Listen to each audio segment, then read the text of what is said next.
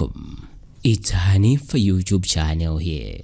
Madzulo la mulungu pa 4 December mchaka cha 2022 kunayamba kumnveka malipoti akuti Oyimba, Macelba, yemwe dzina lake lenileni ndi Smart Banda, komanso Provoice, yemwe dzina lake lenileni ndi Lameck Mwenewanda, komanso mzawo wina yemwe akudziwika ndi dzina lakuti Lapwin Malivenji, achita ngozi mboma la Dedza.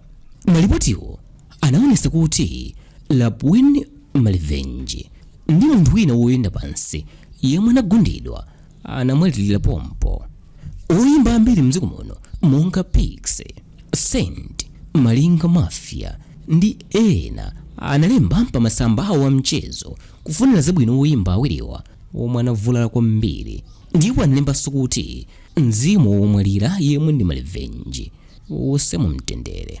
Wachiwiri wofalitsa nkhani wa polisi mboma la Dedza, Akanafa Manda, anasimikiza za ngozi poyankhula ndi atolankhani madzulo asikulo. Amanda anati Macelba pamodzi ndi Provoice anavulala, ndipo mzawo yemwe amayendetsa galimotoyi yemwe dzina lake ndi Lapwin Malivenji anamwalira pompo. Zomwe zinachitika ndi zakuti Lapwin Malivenji amayendetsa galimoto ya mtundu wa Honda Fit yomwe nambala yake ndi BY 1692 kuchoka mboma la Dedza, ndipo amalowera mu mzinda wa Lilongwe. Iyeyu anakweza anthu awiri kumbuyo kwa galimotoyi omwe ndi Macelba pamodzi ndi Provoice, ndipo atafika pamalo ena wotchedwa Hinda Turn Off kungopitirira pang'ono chabe pa chimbiya. Woyendetsayo anakanika kuwongolera galimotoyo ndipo inaphonya msewu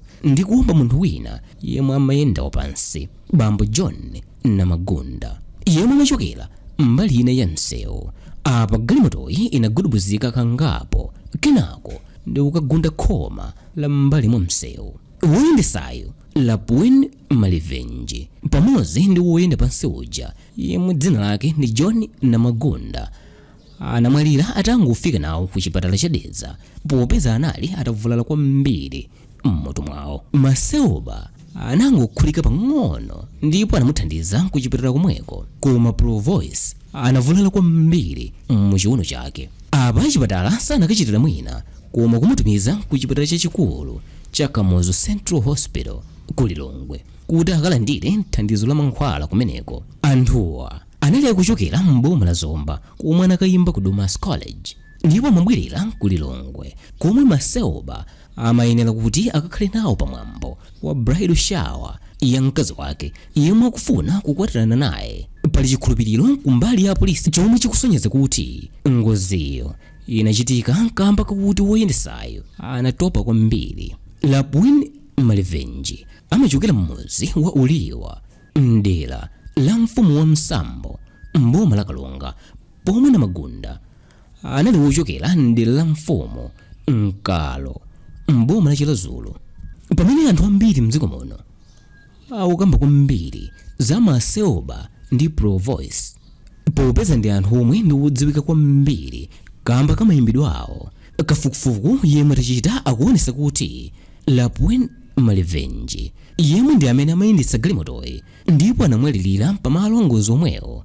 Iyeyo anali mphunzitsi wa sukulu ina yotchedwa Piksy Secondary School mboma la Lilongwe.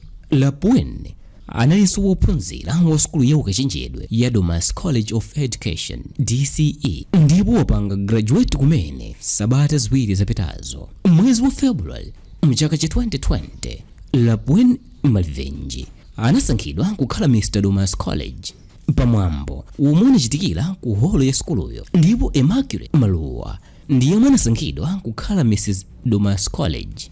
Mizimu ya Lapwin Malivenji komanso John Namagunda iwuse mtendere.